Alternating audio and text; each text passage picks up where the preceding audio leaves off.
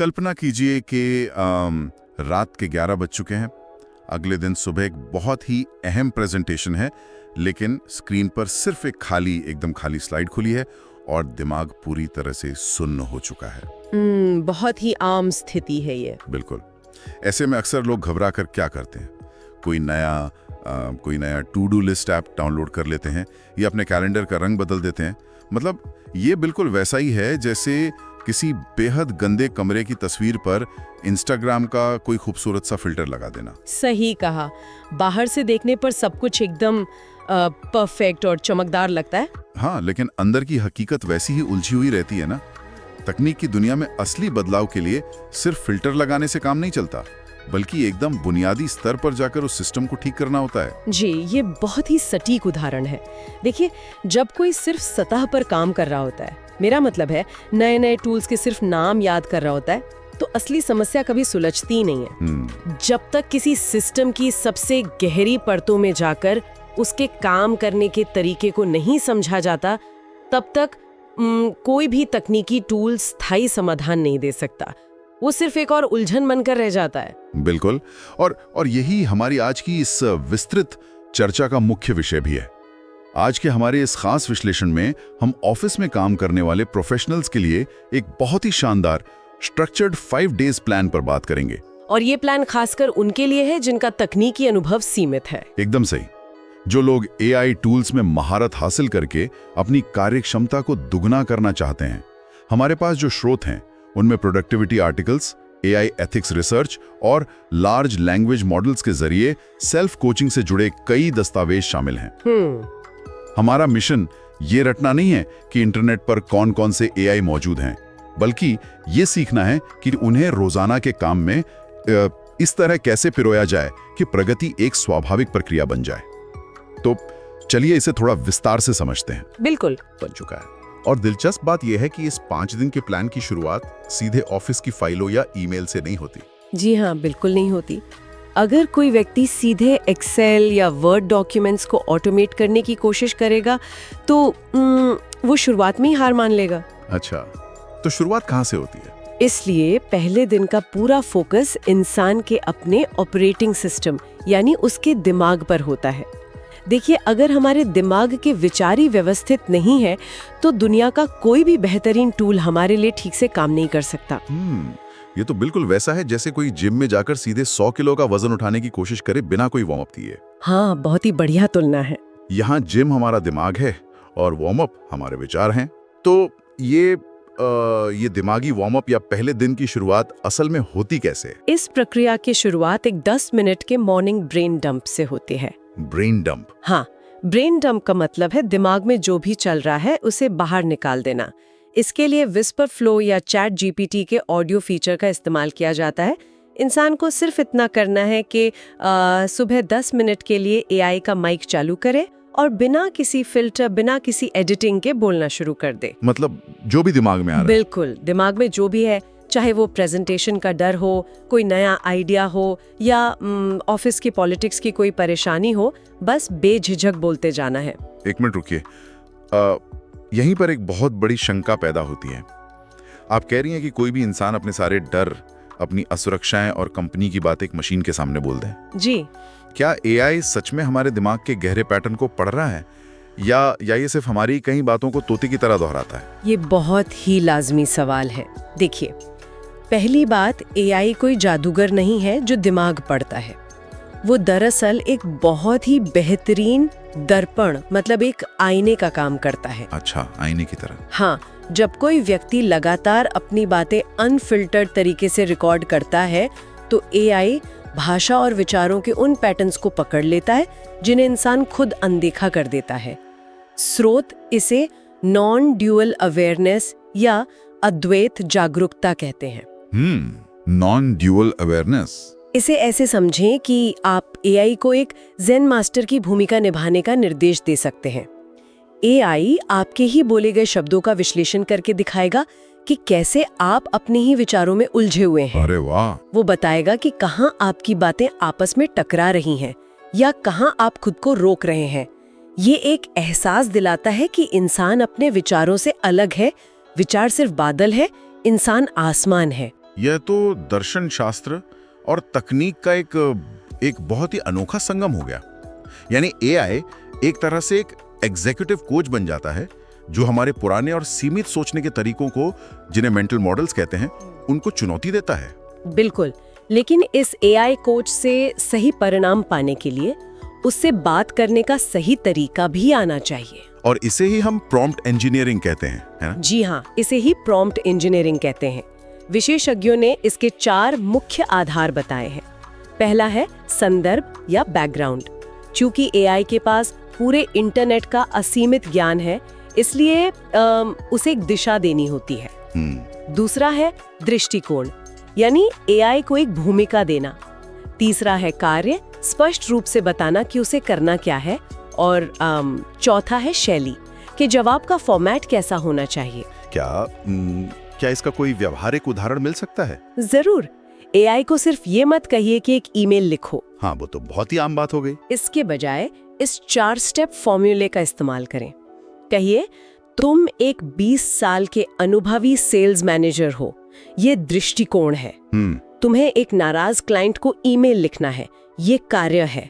मेरी company software बेचती है और क्लाइंट का सर्वर डाउन हो गया था, ये संदर्भ है।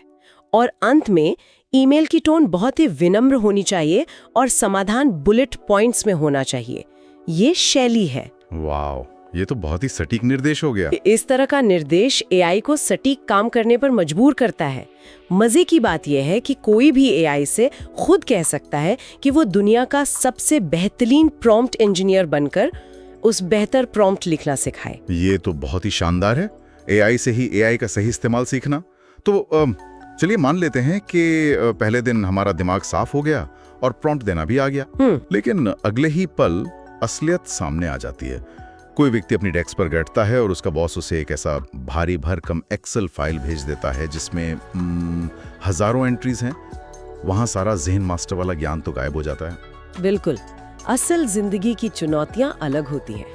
तो दूसरे दिन की चुनौती से कैसे निपटें? दिन 2 का पूरा लक्ष्य ऑफिस के इन्हीं उबाऊ मैनुअल डेटा और प्रेजेंटेशन वाले कामों को जड़ से खत्म करना है। यहीं पर माइक्रोसॉफ्ट कोपायलट जैसे टूल्स का जादू काम आता है। अच्छा, कोपायलट? हाँ, एक्सेल में डेटा एनालिसिस को ऑटोमेट करने के लिए 2 शर्तें होती हैं। एक तो ऑटो सेव ऑन होना चाहिए और दूसरा डेटा एक टेबल फॉर्मेट में होना चाहिए। ठीक है। एक ही उम्र कैलकुलेट करो या इस महीने के टॉप 3 बेस्ट सेलिंग प्रोडक्ट्स निकालो और वो कुछ ही सेकंड्स में डेटा को कैलकुलेट करके एक नई शीट में तैयार कर देता है। उसी तरह वर्ड में भी कितनी भी लंबी मंथली सेल्स रिपोर्ट हो, कोपायलट उसे पढ़कर मिनटों में एक बेहतरीन समरी बना देता है। लेकिन देखिए, ऑफिस की दुनिया इतनी आदर्श नहीं होती ना। कई बार लोग व्हाट्सएप मैसेज, आधी अधूरी ईमेल और कुछ पुराने दस्तावेजों में डेटा भेज देते हैं। इसे हम अनस्ट्रक्चर्ड डेटा कहते हैं। जी बिल्कुल। जब ना कोई रो हो ना कोई कॉलम, तब एक्सेल और कोपायलट भी क्या करेंगे? ऐसी बिखरी हुई स्थिति के लिए चैट जीपीटी या ग्रॉक जैसे टूल्स तारणहार बनते हैं। वो कैसे? कोई भी व्यक्ति उस सारे बिखरे हुए रॉ टेक्स्ट या अस्त व्यस्त एक्सेल फाइल को सीधे इन टूल्स में अपलोड कर सकता है। प्रॉम्प्ट में सिर्फ ये निर्देश देना होता है कि इस अनस्ट्रक्चर्ड और बिखरे हुए डेटा को एक साफ सुथरे स्ट्रक्चर्ड टेबल फॉर्मेट में बदल दो, जैसे कि हर हफ्ते की कुल सेल का अलग अलग डेटा निकाल दो। अरे वाह! एआई तुरंत उस कचरे में से पैटर्न ढूंढकर एक साफ टेबल बना देता है, जिसे वापस एक्सेल में आसानी से कॉपी किया जा सकता है। ये तो बहुत ही कमाल की बात है। और अगर बात प्रेजेंटेशन बनाने की हो, मतलब रात को 11:30 बजे वाली वो घबराहट जब 40 पेज का बोरिंग पीडीएफ हो और उसे 8 स्लाइड की पीपीटी में बदलना हो, इसमें तो लोगों के कई घंटे बर्बाद हो जाते हैं। इसके लिए नोटबुक एलएम एक बहुत ही चमत्कारी टूल है। किसी भी लंबी रॉ फाइल या बिखरी हुई पीडीएफ को इसमें डालकर उसे एक प्रोफेशनल स्लाइड डेक में बदला जा सकता है। ये उसे पढ़कर खुद समझ लेता है कि मुख्य बिंदु क्या है, या फिर गामा ऐप का इस्तेमाल किया जा सकता है। Gamma app? जी। इसमें बस एक विषय देना होता है, जैसे हमारी कंपनी में एआई का भविष्य। ये टूल अलीशिया जैसी खूबसूरत थीम्स और खुद से बनाए गए एआई इलस्ट्रेशंस का उपयोग करके पलक झपकते ही 8 स्लाइड की एक तैयार पीपीटी दे देता है। क्या बात है! साथ ही जब भी कोई ड्राफ्ट तैयार हो, एआई का इस्तेमाल उसकी ग्रामर ठीक करने और उसे एक बेहतरीन प्रोफेशनल टोन देने में भी किया जा सकता है। एक सवाल है, अगर एक्सेल का मुश्किल डेटा एनालिसिस और घंटों की रिसर्च वाली पीपीटी, अगर ये सब कुछ ही सेकंड्स में बन जाती है, तो क्या एक आम ऑफिस प्रोफेशनल का काम सिर्फ एक कंप्यूटर ऑपरेटर की तरह प्रॉम्प्ट टाइप करने तक ही सीमित रह जाएगा? क्या इंसानी कौशल की कोई अहमियत बचेगी? ये एक बहुत ही गहराई वाला सवाल है। असल में एआई इंसानी कौशल को खत्म नहीं कर रहा है, बल्कि वो उबाऊ और मशीन जैसे कामों का बोझ कम कर रहा है। जब डेटा एंट्री में 4 घंटे बर्बाद नहीं होंगे, तब इंसान उस काम पे ध्यान दे पाएगा जो सिर्फ एक इंसान कर सकता है, जैसे क्लाइंट्स के साथ रणनीति बनाना, टीम के साथ रिश्ते मजबूत करना और नई रचनात्मक सोच लाना। प्रॉम्प्ट टाइप करना तो सिर्फ एक शुरुआत है। असली काम उस नतीजे का सही और रणनीतिक इस्तेमाल करना है। देखिए, यहाँ मामला वाकई दिलचस्प हो जाता है, क्योंकि तीसरे दिन हम सिर्फ काम की स्पीड नहीं बढ़ा रहे हैं, बल्कि हम खुद को उन मैनुअल कामों की श्रृंखला से पूरी तरह बाहर निकालने का एक सिस्टम बना रहे हैं, जिसे ऑटोमेशन और स्मार्ट शेड्यूलिंग कहते हैं। बिल्कुल। पहले 2 दिन हमने काम करने का तरीका बदला, तीसरे दिन हम काम को खुद ब खुद होने के लिए छोड़ देते हैं। यहाँ ज़ैपियर जैसे टूल की एंट्री होती है। ज़ैपियर लगभग 8000 से अधिक ऐप्स को आपस में जोड़ सकता है। इसे थोड़ा आसान भाषा में समझाएं, क्या ये किसी तरह के डिजिटल बुल का काम करता है? हाँ, समझ लीजिए कि ज़ैपियर एक बहुत ही तेज डिजिटल डाकिया है। उदाहरण के लिए आपके पास ईमेल में एक पीडीएफ इनवॉइस आता है। ज़ैपियर उस ईमेल को अपने आप पढ़ता है, उसमें से बिल का अमाउंट निकालता है, उसे आपकी एक्सेल शीट में दर्ज करता है और आपके अकाउंटेंट को स्लैक पर एक मैसेज भेज देता है, बिल आ गया है, कृपया पेमेंट कर दें। अरे वाह! और ये सब तब हो रहा होता है जब कोई आराम से अपनी कॉफी पी रहा होता है। बिल्कुल। इसके को-पायलट फीचर से प्राकृतिक भाषा में बोलकर ही ऐसे रोजाना की ईमेल्स और रिमाइंडर्स को ऑटोमेट किया जा सकता है। और जो लोग इस ऑटोमेशन में थोड़ा और आगे जाना चाहते हैं, उनके लिए Na10 और Make.com जैसे टूल्स हैं, जो आज के समय में बहुत जरूरी प्राइमरी स्किल्स बन चुके हैं। अगर ज़ैपियर एक डिजिटल डाकिया है, तो Na10 एक पूरी ऑटोमेटेड फैक्ट्री लगाने जैसा है। इसमें आप अलग अलग शर्तें लगा सकते हैं कि अगर ऐसा हो तो ये करो, और अगर वैसा हो तो कुछ और करो। तो ज़ैपियर और ये टूल्स तो उस अदृश्य पर्सनल सेक्रेटरी की तरह हो गए, जो किसी के बिना कहे मीटिंग्स और ईमेल्स को पीछे से संभाल रहे हैं। जी हाँ, और शेड्यूलिंग के लिए क्लॉकवाइज नाम का टूल बहुत कमाल का है। ये एक कैलेंडर ऑप्टिमाइजर है। अक्सर ऑफिस में मीटिंग्स की वजह से कोई एक काम लगातार बैठकर करने का समय ही नहीं मिलता है ना। हाँ, ये तो सबकी शिकायत है। क्लॉकवाइज आपके पूरे दिन के शेड्यूल का विश्लेषण करता है और मीटिंग्स को इस तरह रीशेड्यूल कर देता है कि आपको बिना रुकावट के काम करने के लिए 2-3 घंटे का लंबा फोकस टाइम मिल सके। फोकस टाइम बहुत जरूरी है। इसके अलावा घंटों की रिसर्च को परप्लेक्सिटी के जरिए मिनटों में समेटा जा सकता है, जो सीधे सटीक जवाब और उनके स्रोत देता है। और नोशन एआई का इस्तेमाल करके वर्कस्पेस से बाहर निकले बिना बेहतरीन मीटिंग नोट्स बनाए जा सकते हैं। तो तीसरे दिन तक बैकग्राउंड के सारे सिस्टम ऑटो पायलट पर सेट हो चुके हैं। अब मशीनें अपना काम कर रही हैं। लेकिन जब चौथे दिन की बात आती है, तो फोकस वापस इंसान पर आ जाता है। बात आती है सॉफ्ट स्किल्स, भाषा और कम्युनिकेशन की। जी, यानी एक प्रोफेशनल दुनिया के सामने खुद को कैसे पेश करता है। बिल्कुल। दिन 4 में एआई एक लैंग्वेज पार्टनर या भाषा के साथी की भूमिका में आ जाता है। चैट जीपीटी के फ्री वॉइस वर्जन का इस्तेमाल करके रोजाना इंटरव्यू के सवालों की प्रैक्टिस की जा सकती है। ये न सिर्फ जवाब सुनता है, बल्कि अंग्रेजी की गलतियों को भी पकड़ता है और उन्हें सुधारने का तरीका बताता है। लेकिन क्या एआई से रोज इंटरव्यू की प्रैक्टिस करने से इंसान की बातचीत बहुत रोबोटिक या रटी रटाई नहीं लगने लगेगी? एक असली इंसान के सामने जो दबाव होता है, जो घबराहट होती है, उसकी प्रैक्टिस एआई कैसे करवा सकता है? ये बहुत आम डर है, लेकिन देखिए, इसका मकसद जवाबों को रटना नहीं है, बल्कि भाषा की झिझक को खत्म करना है। अच्छा। जब कोई लगातार प्रैक्टिस करता है तो उसके दिमाग को सही शब्द ढूंढने में कम मेहनत करनी पड़ती है, और जब असली दबाव वाली स्थिति आती है तो वो व्यक्ति घबराता नहीं है, बल्कि ज्यादा आत्मविश्वासी और स्वाभाविक महसूस करता है। वो रोबोटिक नहीं बनता, बल्कि उसकी बातें ज्यादा स्पष्ट हो जाती हैं। समझ गया। इसके अलावा एआई को एक NLP कोच या न्यूरो लिंग्विस्टिक प्रोग्रामिंग कोच भी बनाया जा सकता है। ये NLP कोच वाला हिस्सा काफी अनोखा है। हमारे स्रोत बताते हैं कि इंसान जो शब्द इस्तेमाल करता है वही उसकी सच्चाई तय करते हैं। एकदम सही। इसे लैंग्वेज मैट्रिक्स का नाम दिया गया है। हमारी भाषा हमारे काम करने के तरीके को बदल देती है। कैसे? अगर कोई बार बार कहता है मैं ये नहीं कर सकता, तो AI कोच उसे रोकता है और उस वाक्य को मैंने ये अभी तक नहीं किया है मैं बदलने की ट्रेनिंग देता है। ये सिर्फ शब्दों की हेराफेरी नहीं है, ये दिमाग की वायरिंग को नकारात्मकता से निकालकर संभावनाओं की तरफ मोड़ने का तरीका है। वाह, ये तो बहुत गहरी बात है। इसके साथ ही दिन 4 में स्मार्ट पिचिंग पर भी बहुत जोर दिया गया है। स्मार्ट पिचिंग से मतलब काम मांगने या बॉस को आइडिया बेचने का तरीका? हाँ, और इसे करने का सबसे बेहतरीन तरीका है नो ब्रेनर्स ऑफर देना। No brainer offer? ये क्या होता है?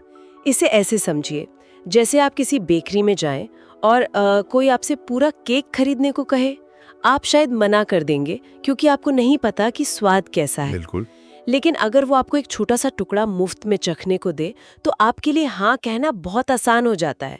यही नो ब्रेनर ऑफर है। स्मार्ट है। बजाय किसी क्लाइंट या बॉस के पास जाकर ये कहने के कि मुझे ये काम दे दो, आप AI का इस्तेमाल करके सीधे उस काम का एक बेहतरीन सैंपल या ड्राफ्ट बनाकर उनके सामने रख दें। जैसे 5 घंटे के अंदर बिना रिस्क का एक फ्री थंबनेल या रिपोर्ट का ढांचा तैयार कर देना, जिससे सामने वाले के लिए मना करने का कोई कारण ही ना बचे। बिल्कुल। साथ ही AI से ये पूछकर कि पिछले 3 घंटों में कौन सी नई जॉब्स या प्रोजेक्ट्स पोस्ट हुए हैं, स्पीड टू लीड का फायदा उठाया जा सकता है। जो सबसे पहले पहुंचता है और सैंपल देता है वही बाजी मारता है। तो इस सब का असल मतलब क्या है? जब हम 5वें और आखिरी दिन पर आते हैं तो ये पूरा सिस्टम सिर्फ टूल्स का एक बंडल नहीं रहना चाहिए, ये एक आदत बन जानी चाहिए। यहाँ बात आती है सिस्टम्स मास्टरी, मैट्रिक्स और एथिक्स की। जी, दिन 5 का अंतिम लक्ष्य इस पूरी प्रक्रिया को एक स्थायी आदत और रिपीटेबल सिस्टम्स में ढालना है। इसके लिए स्रोत चेकमार्क सिस्टम अपनाने की सलाह देते हैं। चेकमार्क सिस्टम यानी किसी सूची में काम पूरे होने पर टिक लगाना? बिल्कुल। जब कोई व्यक्ति अपने बड़े लक्ष्यों को छोटे छोटे डेली टास्क में बांटता है और हर टास्क पूरा होने पर उस पर टिक लगाता है तो उसके दिमाग में डोपामाइन नाम का एक रसायन रिलीज होता है। Feel good chemical. हाँ, यही वो केमिकल है जो इंसान को खुशी और मोटिवेशन देता है। ये मोटिवेशन बनाए रखने का सबसे वैज्ञानिक तरीका है। साथ ही प्रोग्रेस को मापने के लिए स्पष्ट मैट्रिक्स होने चाहिए। मोटिवेशन का आधार सिर्फ पैसा नहीं होना चाहिए, बल्कि ये देखना चाहिए कि पूरे हफ्ते में उत्पादकता या काम की गुणवत्ता में कितनी वृद्धि हुई है। लेकिन जहां तकनीक इतनी गहराई से हमारे काम और फैसलों में जुड़ रही है, वहां खतरे भी तो होंगे। एथिक्स, नैतिकता और प्राइवेसी की बात भी हमारे रिसर्च में बहुत प्रमुखता से आई है। ये पूरे 5 दिन के प्लान का सबसे नाजुक और जरूरी हिस्सा है। AI का एक बहुत बड़ा मुद्दा है उसका ब्लैक बॉक्स होना। ब्लैक बॉक्स का मतलब क्या है यहाँ? ब्लैक बॉक्स का मतलब है एक ऐसा डिब्बा जिसमें आप सवाल डालते हैं और जवाब बाहर आता है, लेकिन अंदर के पुर्जे कैसे घूमे ये किसी को नहीं पता। डीप लर्निंग सिस्टम्स किसी फैसले तक कैसे पहुंच रहे हैं, इसमें बहुत बड़ी पारदर्शिता की कमी है। समझ गया। इसके अलावा प्राइवेसी और डेटा प्रोटेक्शन एक बहुत गंभीर चिंता है, जिसे लेकर IEEE और यूरोपियन संघ के AI एक्ट जैसे कड़े नियम बनाए गए हैं। इसका मतलब है कि कोई भी प्रॉम्प्ट देते समय हमें कंपनी का संवेदनशील डेटा, जैसे किसी की सैलरी, पासवर्ड या क्लाइंट की पर्सनल जानकारी भूलकर भी AI में नहीं डालनी चाहिए। एकदम सही बात है। और एक बहुत बड़ा खतरा कंफर्मेशन बायस का भी है। कई बार AI सिर्फ आपको खुश करने के लिए आपकी ही गलत मान्यताओं को सही ठहराता रहता है। इसलिए ये समझना बहुत जरूरी है कि AI सिर्फ एक असिस्टेंट है, वो कोई डिसीजन मेकर या बॉस नहीं है। बात तो सही है। अंतिम फैसला हमेशा इंसान का होना चाहिए। यहीं पर लॉ ऑफ एक्शन काम करता है। लॉ ऑफ एक्शन यानी कर्म का सिद्धांत। जी, अगर किसी ने AI से सब कुछ सीख लिया, शानदार सिस्टम बना लिया, घंटों का काम मिनटों में कर लिया, लेकिन खुद असल जिंदगी में कोई एक्शन नहीं लिया, कोई निर्णय नहीं लिया, तो कोई बदलाव नहीं आएगा। एआई इंसान की मेंटल हेल्थ और एथिक्स को तभी बेहतर बनाता है जब उसका उपयोग एक सहयोगी के रूप में किया जाए, न कि एक बैसाखी के रूप में जिस पर आप पूरी तरह निर्भर हो जाएं। तो हमने इस 5 दिन के सफर में सचमुच बहुत कुछ कवर किया है। हमने एक उलझे हुए दिमाग के वार्म अप और ब्रेन डंप से शुरुआत की, फिर एक्सेल के उबाऊ डेटा और पीपीटी के कामों को मिनटों में खत्म करने का तरीका देखा। जी।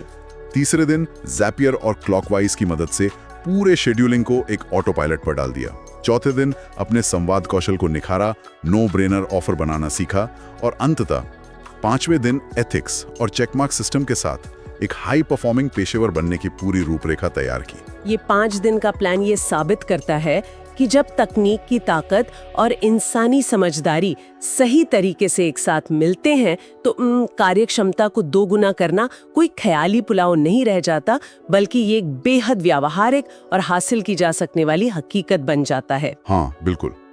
जाने से पहले मैं एक विचार सामने रखना चाहूंगा जो शायद हमारे आज के स्रोतों से भी एक कदम आगे जाता है। जरा सोचिए, जब किसी ऑफिस में हर कोई अपने काम, अपनी रिपोर्ट्स और अपनी ईमेल्स को ऑटोमेट करने के लिए एआई का इस्तेमाल करने लगेगा, तो क्या भविष्य में ऐसा नहीं होगा कि सिर्फ एक एआई सिस्टम दूसरे एआई सिस्टम से बात कर रहा होगा? ये तो सोचने वाली बात है। एक इंसान का एआई ईमेल लिखेगा और दूसरे इंसान का एआई उसे पढ़कर उसकी समरी बनाएगा, और अगर सब कुछ मशीनें ही आपस में तय कर लेंगी तो हम इंसान बीच में बैठकर क्या करेंगे? क्या हम सिर्फ स्क्रीन पर प्रोग्रेस बार को आगे बढ़ते हुए देखेंगे? क्या हमारी भूमिका सिर्फ मशीनों के बीच के संवाद को देखने की रह जाएगी? ये बहुत ही गहरा और सोचने पर मजबूर कर देने वाला सवाल है। तकनीक की असली मंजिल क्या होगी, यह भी देखना बाकी है।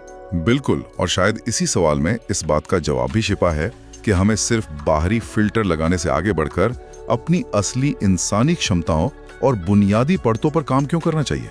उम्मीद है कि इस विस्तृत चर्चा से लोगों को अपने काम और तकनीक के बीच एक नया संतुलन खोजने में मदद मिलेगी। सोचने और सीखने की इस प्रक्रिया को जारी रखिए। सब्सक्राइब करो और लाइक भी, ताकि मैं मिलता रहूं आपसे और ज्यादा नॉलेज आपसे शेयर कर सकूं।